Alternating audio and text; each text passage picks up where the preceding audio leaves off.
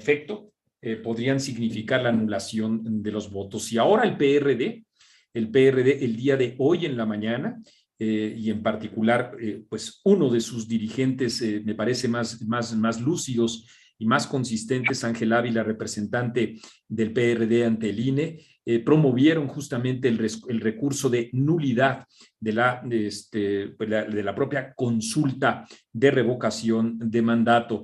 Hemos recogido algunas de las preguntas que ustedes han querido que hagamos con Ángel, eso es lo que haré, desde luego que sí, pero antes lo saludo con mucho gusto y le pido, desde luego, le agradezco, está en la línea telefónica con nosotros, no tiene la señal suficiente como para que pudiera tener calidad nuestro enlace en Zoom, pero aquí él nos está escuchando y ustedes seguramente lo estarán escuchando por teléfono. Ángel, ¿cómo estás? Muy buenas noches.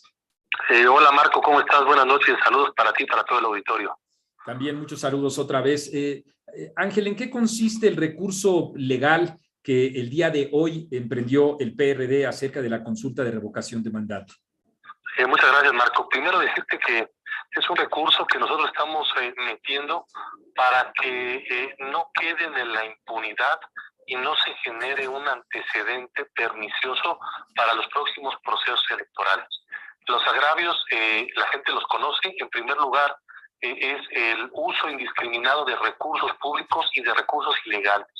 Es decir, esta organización que es de Morena, pero que le quieren llamar ciudadana, entre comillas, que se llama Que Siga la Democracia, llevó a cabo por todo el país una campaña con cientos de millones de pesos que no sabemos de dónde salieron. Nosotros presumimos que pueden ser recursos públicos del partido político Morena o de gobiernos emanados de ese partido, o en el último de los casos recursos ilegales, dineros de contratistas, de empresarios, o no sabemos si hasta del propio crimen organizado. El problema es que no sabemos de dónde vienen esos recursos, no se han transparentado y no se quieren transparentar. Entonces, una causal de nulidad de nuestra Constitución, artículo 41, es el uso de recursos públicos y de dinero de procedencia ilícita. La otra parte de la queja, viene dividida en dos, tiene que ver con la grosera intervención permanente, sistemática, dolosa de cientos de funcionarios públicos en todo el país, encabezados por el presidente de la República, Andrés Manuel López Obrador, de la jefa de gobierno, Claudia Sheinbaum, y de otros gobernadoras y gobernadores emanados de Morena, que mientras la autoridad electoral los cominaba a no intervenir en el proceso electoral, tal y como marcan las resoluciones de la Suprema Corte de Justicia de la Nación, de la Sala Superior del Tribunal Electoral del Poder Judicial, de las resoluciones de la Comisión de Quejas del INE. Bueno, estos funcionarios encabezados por el presidente no hicieron caso en absolutamente nada y siguieron interviniendo y promoviendo la consulta, violando sistemáticamente la Constitución y la ley, sabiendo que era delito, aún así lo hicieron. El caso más grave, pues hay dos, el de Adán Augusto utilizando recursos públicos como un avión de la Guardia Nacional para hacer proselitismo.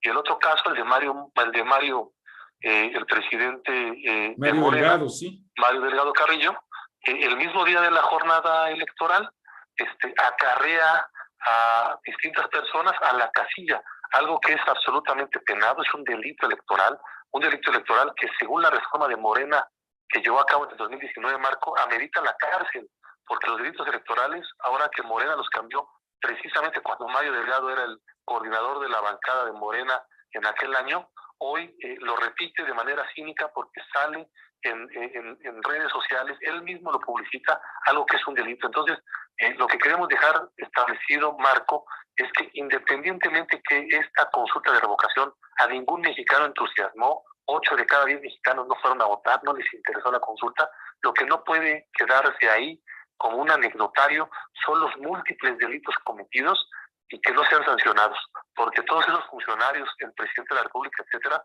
son delitos electorales. Quien comete un delito electoral es un delincuente, y si cometieron delitos electorales deben ser sancionados y castigados, porque si no, entonces, imagínate, Marco, iríamos a una elección, la del 2024, la elección presidencial y la renovación del Congreso de la Unión, en un ambiente de jungla, porque entonces Morena se sabría impune, podría violar en cualquier momento la ley y la Constitución, porque no hay ninguna consecuencia si no se anula esta consulta de revocación. Lo que nosotros buscamos es un precedente para que todos estos delitos sean castigados y lograr la no repetición de estos delitos en los próximos procesos electorales, Marco.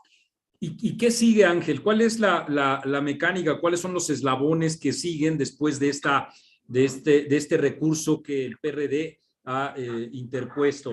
¿Qué es lo que sigue y en cuánto tiempo nosotros pudiéramos conocer una resolución al respecto? Al momento sigue, por lo pronto, una ruta de investigación que está llevando a cabo la Unidad de lo Contencioso Electoral del INE, donde ya se ha solicitado el rastreo del dinero sobre cómo se pagaron los espectaculares que conocimos en todo el país. Faltan distintas resoluciones de la Sala Regional Especializada del Tribunal Electoral. Nosotros vamos a seguir aportando pruebas supervinientes. Entonces, la Sala Superior no puede calificar aún este proceso de consulta de revocación hasta que no culminen los procesos de investigación que está llevando a cabo la unidad técnica del INE sobre el tema de los recursos. Entonces, yo espero que en unas semanas más se pueda concluir eso, para entonces ahora sí conocer cuál va a ser la resolución de la Sala Superior. Nosotros lo que estamos pidiendo, Marco, a la Sala Superior es que revise el proceso de forma integral. Lorenzo Córdoba lo expuso muy bien. Ha sido el proceso con el mayor número de denuncias de toda la historia del INE. Un proceso que duró 60 días, tiene 186 denuncias por las violaciones flagrantes, constantes y sistemáticas de los funcionarios públicos. Cuando el presidente de la República dice, Marco, a mí no me vengan con el cuento de que la ley es la ley, que lo dijo respecto a la Suprema Corte de Justicia de la Nación, el tema de la reforma eléctrica, te das cuenta que al presidente no le interesa la ley y la Constitución, menos a sus acólitos, a sus empleados, a los gobernadores. Entonces pueden ellos estar violando impunemente el marco legal y constitucional. Entonces le hemos pedido a la Sala Superior que revise de forma integral todas las violaciones que se cometieron y ojalá que nos dé la razón la Sala Superior en las próximas semanas. Ángel, una pregunta finalmente que es reiterada aquí con la audiencia. Bueno, y si esto implica que entonces Andrés Manuel López Obrador quiera volver a llevar a cabo una revocación de mandato, como consecuencia es el temor que tienen muchos de los que nos preguntan eso y nos piden que te preguntemos eso. No tiene ninguna razón de ser, porque automáticamente al anularse este proceso, el sujeto del cual fue proceso consulta de revocación, que es el presidente, dice la Constitución no pudiera participar en el siguiente proceso. Entonces no tendría ningún sentido llevar a cabo un proceso de revocación de mandato del presidente si el propio presidente no pudiera participar o ser sujeto de ese proceso de revocación de mandato. Eso es lo que dice la ley.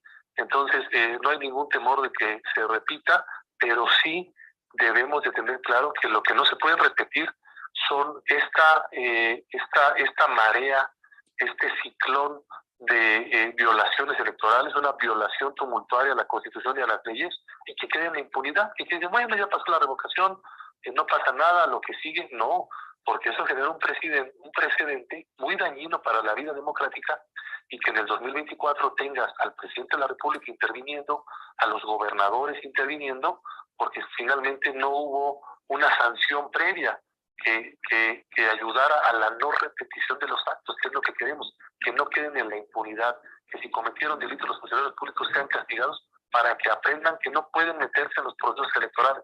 Entonces, esa es la finalidad de nuestro juicio de inconformidad, de anulación, más que queremos que se repita la revocación de mandato. No, el asunto importante es que quien cometió delitos debe ser castigado para que no se repitan en un futuro. Nos parece central. Yo en respeto a la transparencia que merecen nuestras audiencias, digo con toda claridad que los editores, etcétera, simpatizamos, respaldamos mucho esta iniciativa, porque en efecto no puede quedar el antecedente de que se puede violar la ley con total impunidad y menos aún ante el proceso electoral sobre el que el gobierno federal, sin lugar a dudas, está montando todo un operativo en donde pisotear la ley podría ser un imperativo para ellos en aras de continuar con el propio poder. Así es que lo digo con todas sus letras, Ángel, nuestro respaldo editorial desde luego y ciudadano, y estaremos muy al pendiente de cómo lo estamos cotidianamente de tu trabajo tan destacado ahí en el Consejo General del INE. Por eso, ojalá que estemos en comunicación permanente para que de primera mano las audiencias, etcétera, se enteren así muy puntual como lo eres tú, pues de cómo va este proceso. Así es que te agradezco mucho estos minutos, Ángel. Al contrario, Marco, estamos para poder responder todas las dudas. Por supuesto, somos sujetos de escrutinio público como partido político. Te agradezco mucho el espacio y, por supuesto, el día que me indiques, estaré informando de los avances de esta queja. Por cierto, te quiero dar una primicia. Por favor. Vamos a ingresar una nueva queja, un nuevo juicio de inconformidad, pero en este caso por el número de tropelías que vimos en las casillas, en donde hay casillas en Chiapas, en Guerrero y en Oaxaca, donde votó casi el 100% de la lista nominal, algo que es absolutamente imposible.